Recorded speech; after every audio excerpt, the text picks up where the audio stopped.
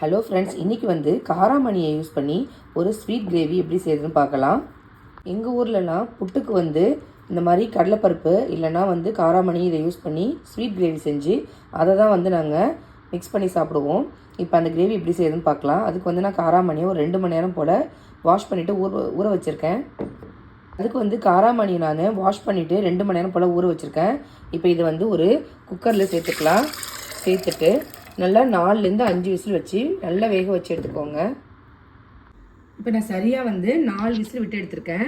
எந்த அளவுக்கு வெந்திருக்கு பாருங்கள், நல்லா குழஞ்சி வெந்திருக்கு. இப்போ அதை லைட்டாக அப்படி மசிச்சுக்கலாம். 1-2 இருக்காது, அப்படி லைட்டாக மசிச்சுக்கோங்க. மசிச்சுட்டு இப்போ இது கூட நம்ம வந்து வெள்ளை கரைசல் சேர்த்துக்கலாம். கப்பால் 1.5 கப் அளவுக்கு நான் காராமணி பருப்பு எடுத்திருந்தேன். அதே கப்பால் 1.5 கப் அளவு வெள்ளம் எடுத்திருக்கேன். அதை வந்து தண்ணியில் காய்ச்சி வச்சுருக்கேன். இப்போ இதை ஃபில்டர் பண்ணி நம்ம உள்ளே சேர்த்துக்கலாம்.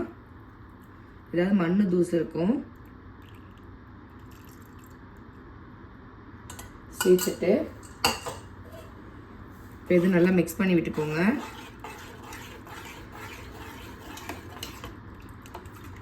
இது கூடவே இப்போ கொஞ்சமாக நம்ம வந்து தேங்காய் துருவல் சேர்த்துக்கலாம். தேங்காயை கீணிட்டு மிக்சியில் கொடுத்து பல்ஸ் மோடில் இந்த மாதிரி பூவாக ரெடி பண்ணி வச்சுருக்கேன். அதையும் வந்து இது கூட சேர்த்துக்கலாம். சேர்த்துட்டு நல்லா மிக்ஸ் பண்ணிக்கோங்க.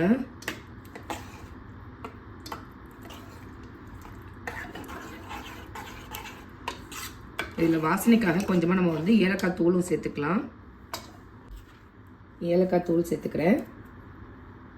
ஸ்வீட்டாக என்ஹான்ஸ் பண்ணுறதுக்காக கொஞ்சமாக வந்து சால்ட்டு சேர்த்துக்கிறேன். வெல்லம் வந்து என்கிட்ட டார்க்காக இருக்கிறதுனால இந்த மாதிரி கலரில் இருக்குது.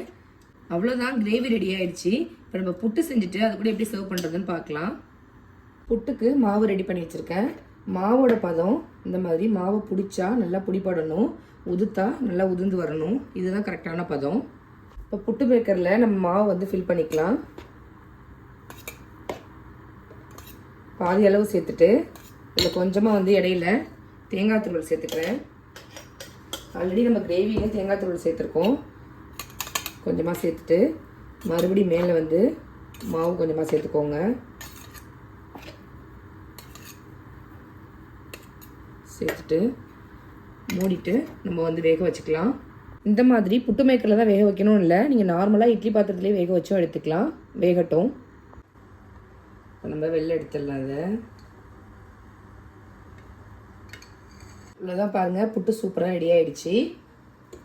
இது கூட இப்போ நம்ம வந்து புட்டு சூப்பராக ரெடி ஆகிட்டு இதுக்கு வந்து நம்ம ரெடி பண்ண காராமணி கிரேவி தான் வச்சுருக்கேன். இது ரெண்டும் மிக்ஸ் பண்ணி சாப்பிடும்போது டேஸ்ட் ரொம்பவே சூப்பராக இருக்கும். உடம்புக்கும் ரொம்ப ஆரோக்கியமானது. குழந்தைங்களும் விரும்பி சாப்பிடுவாங்க.